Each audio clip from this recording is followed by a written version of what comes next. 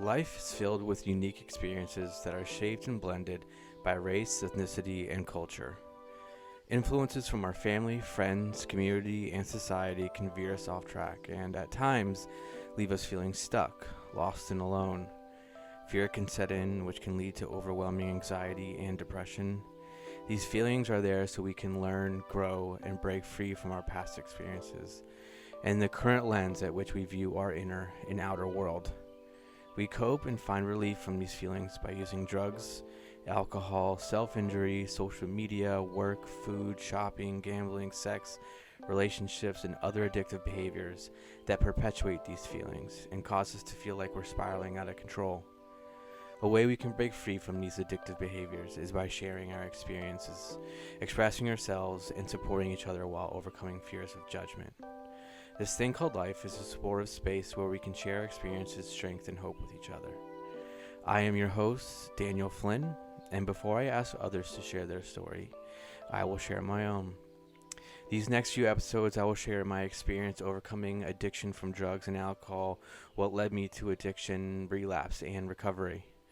This is my story, and this is this thing called life.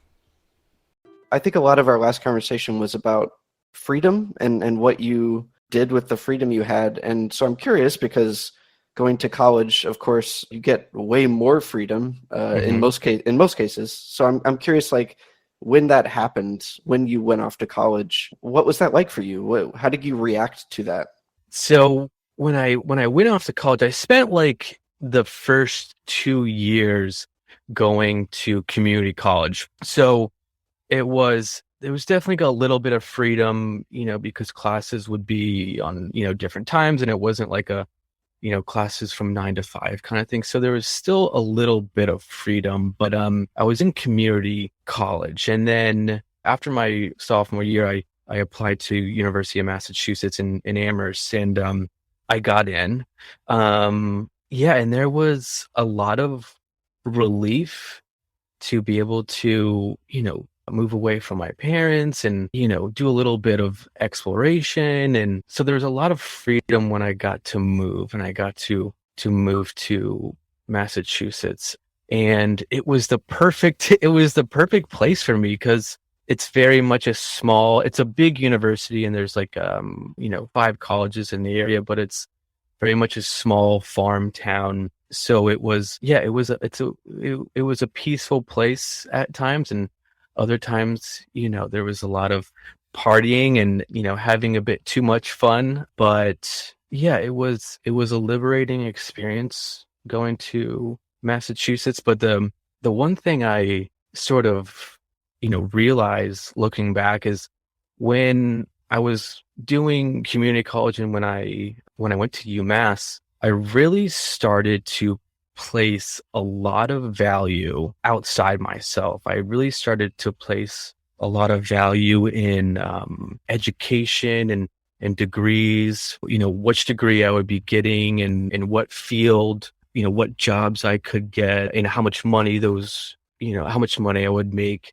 in those jobs. And I kind of toned down the drinking and drug use. I was still doing it a little bit, but I kind of started to transition this addiction over to schoolwork. And I just started to, obsess about knowing things and getting good grades. And, I placed a lot of value on my resume. And when I was in school, I was doing like internships and I was doing this and that to try to build my resume. And I was placing a lot of value outside myself and a lot of value in these jobs. And I was just, I was in the library till it closed. And then something I noticed is, it got worse and worse from undergrad into grad school, just like obsessing about grades and being successful. And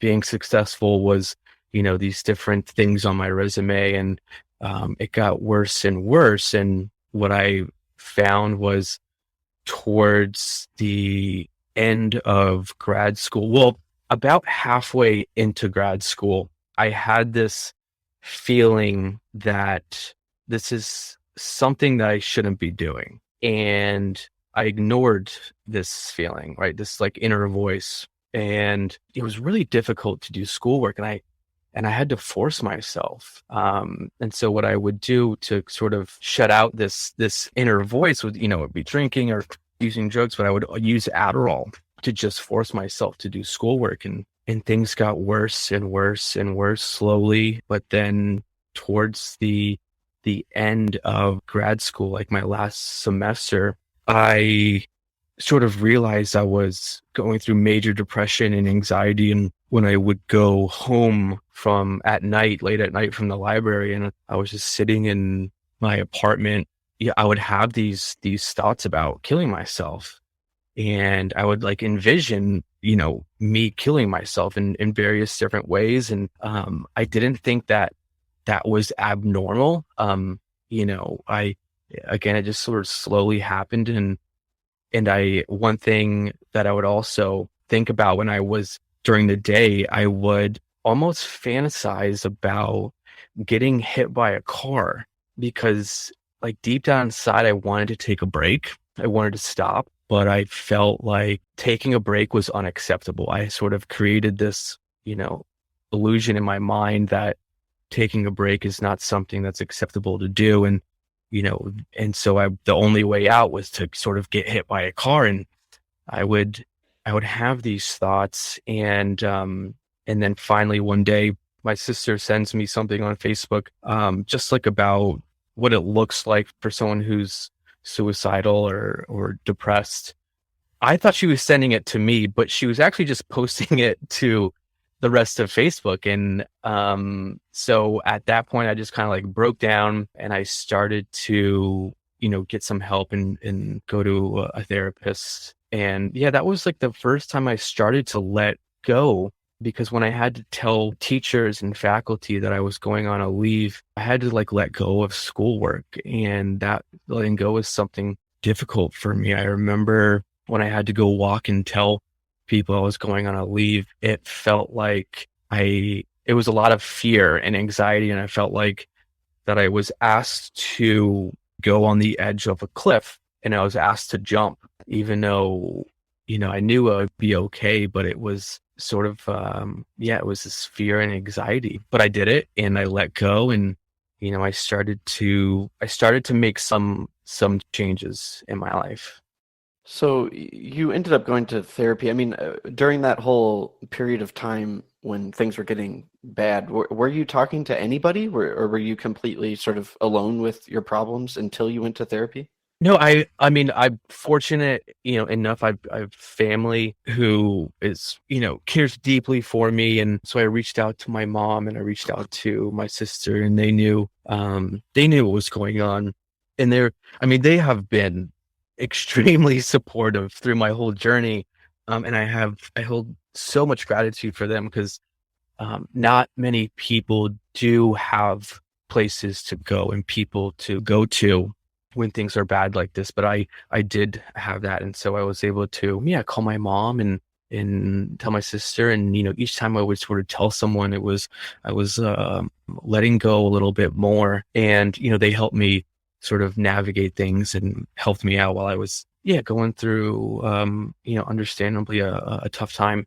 It's good that you were able to do that, right? I mean, was that easy for you? There's definitely people who go through things like that and, for a number of reasons are maybe too embarrassed or too nervous to be open about it with people. I mean, a little bit. Yeah. I mean, it was, it wasn't the easiest thing in the world to kind of start to be vulnerable, but like each time I did it, like when I would tell, my mom and my sister, and I would kind of tell a little bit, to my therapist, and each time I got to be vulnerable and I got to let go and of all these like experiences that I was bottling up inside and all these emotions that I was bottling up inside. And each time it got a little bit easier. And, it was, it was a painful experience, but looking back, it was a wonderful experience when we can let go and be vulnerable. I mean, that was very valuable to me, and it still is. So I think you sort of alluded to this when you were just describing everything, but do you think that your obsession with work and success, did that feel like just a replacement for the alcohol and drug addiction that you sort of turned down a bit? Or where do you think that came from? I I think it was yeah, it was definitely like a replacement, and I started to kind of be a workaholic, and that's something, that I chatted about in the previous episode about my dad being a workaholic, and so I was, unbeknownst to me, I was sort of taking on these characteristics from him, and I think it was, but it's also sort of perpetuated and by society too. And I think that's, we live in a society where it's like, go, go, go. You always have to be doing something.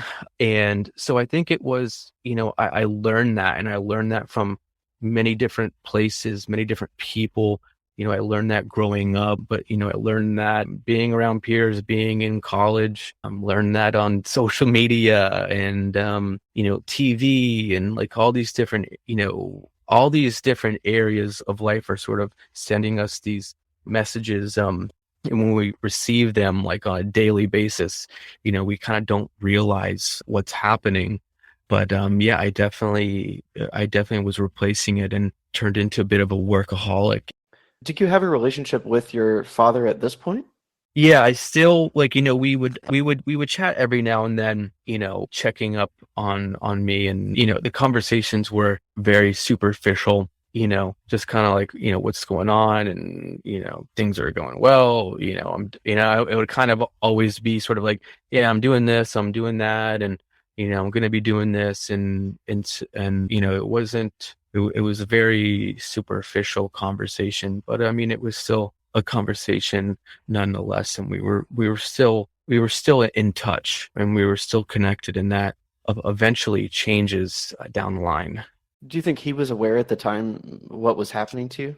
No, well, he knew that I was, going to see a therapist and things like that, and he was accepting, and was glad that I was seeking help, and he was aware what was happening, but very little. When I feel like over time, my awareness sort of, if you kind of think about it in terms of like, blinders on, when you kind of like blinders on a horse, like over time from college into grad school, that my awareness sort of starts to shrink, and it's almost like tunnel vision, and I feel like that could be the experience. I would imagine it was similar experience with my dad. So he knew what was going on, but at the same time, he really didn't, because I would imagine there was a narrow scope of awareness, just like it was for me.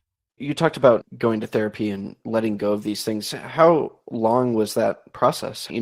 Obviously, like sort of in pop culture, these sorts of things in life are depicted as like instant, huge moments. But I think a lot of times it's a little more complicated than that. Like, what did it look like for you to go through that process of letting go of that stuff? Yeah, it was. I remember the first couple sessions, and like he didn't.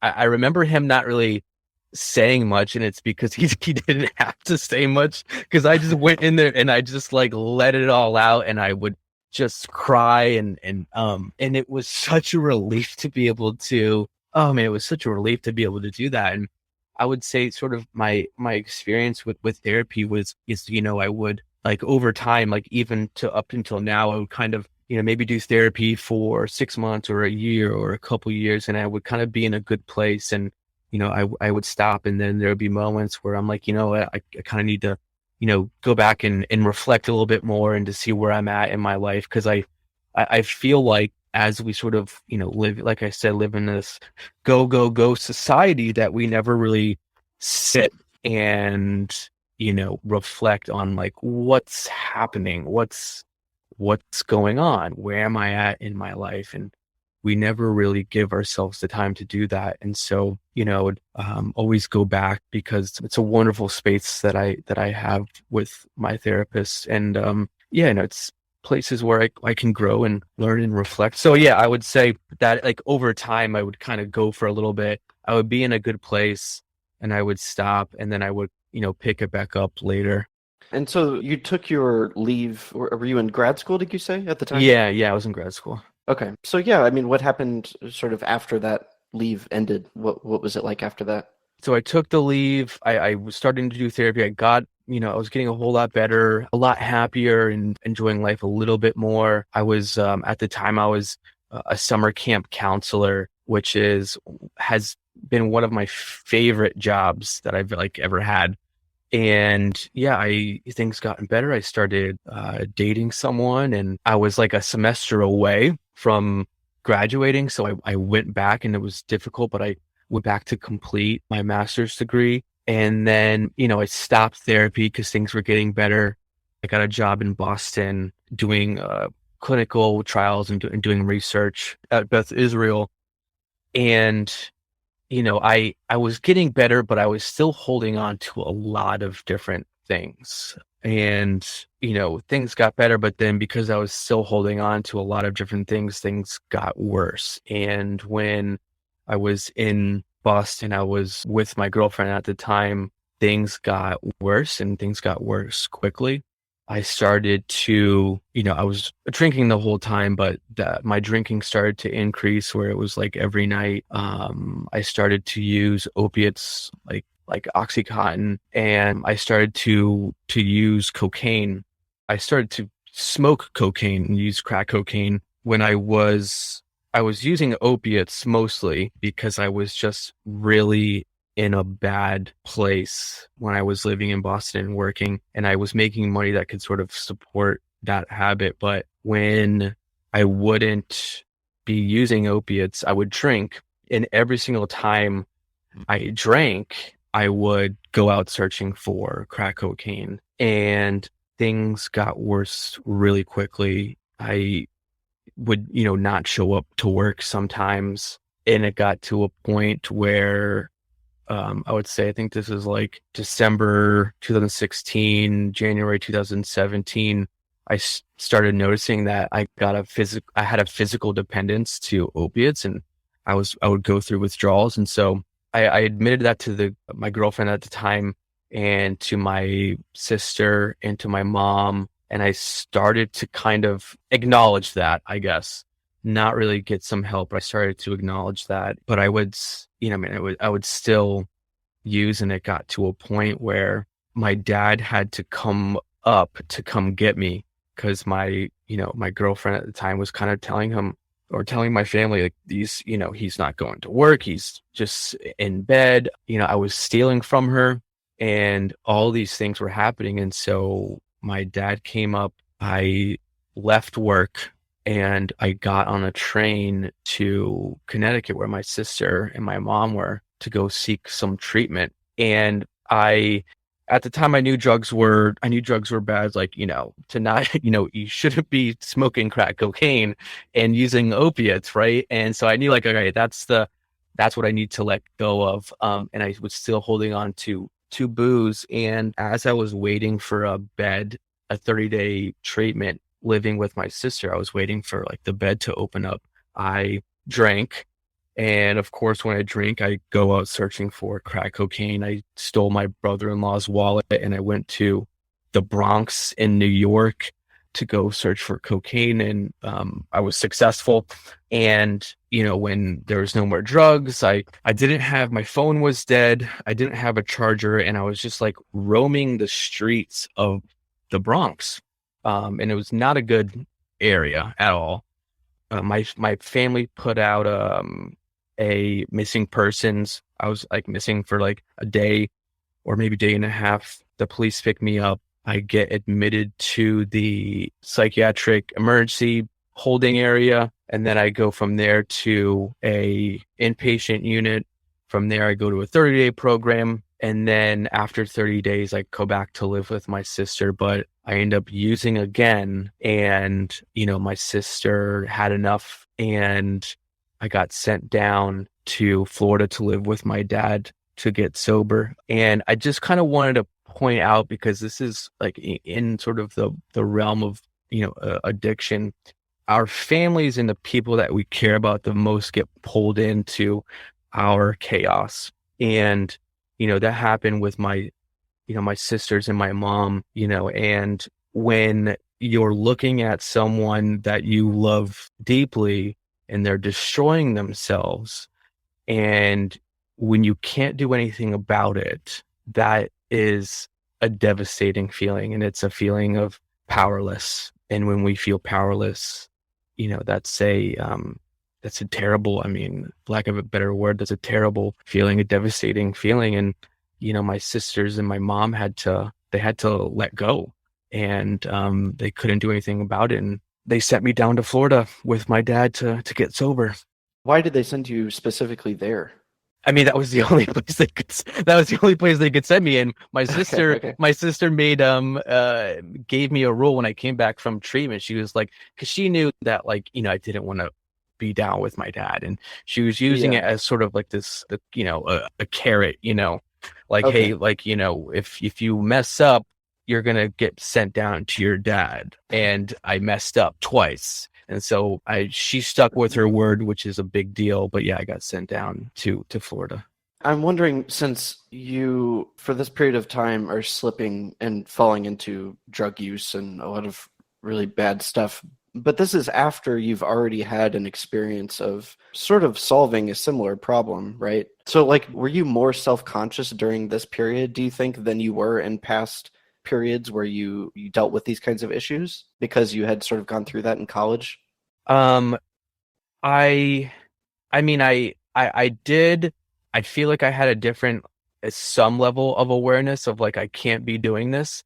And, that's why, like, basically the first time when my sister and my mom were like, you got to go to treatment, I was like, okay.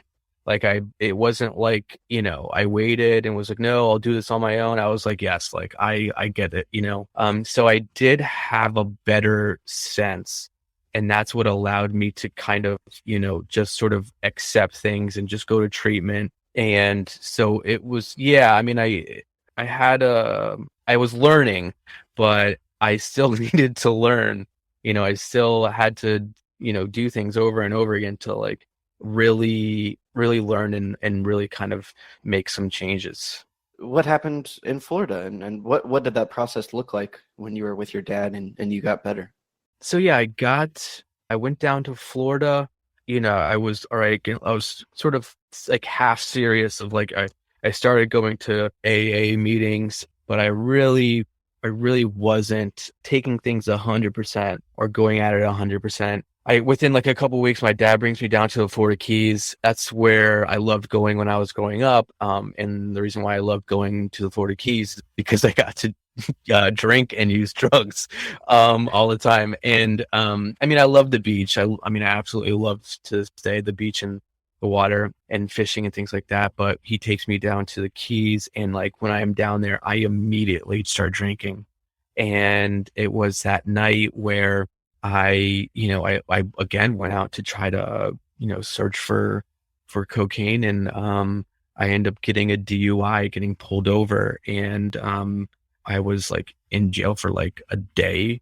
And when I got out of jail, my dad picked me up, and, I'm still in the Florida Keys, and that's when I, like, finally let go. I was like, people sort of say in addiction, you've reached your bottom point, and I guess for me that was mine, because I really just let go, and I was like, okay, like, I'll do whatever I have to do.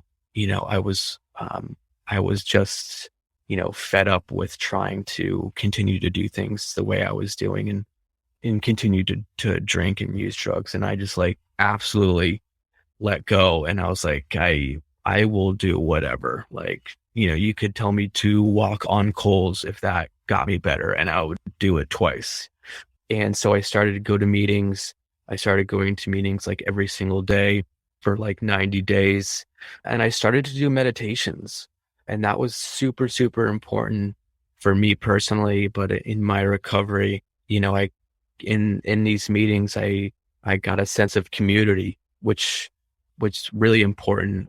I feel like for in the healing process, being a part of something that's bigger than us, having a sense of community in our lives. And I started to, meditate, and my perception of the world and my perception of myself started to change.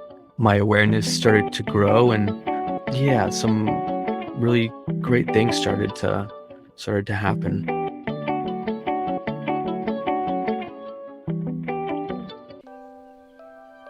If you or someone you know would like to share their experience, strength, and hope overcoming addictive behaviors, you can contact us by visiting our website, thisthingcalledlife.center, where you can find resources on addiction and mindfulness. Thank you for listening and being with us in this thing we call life.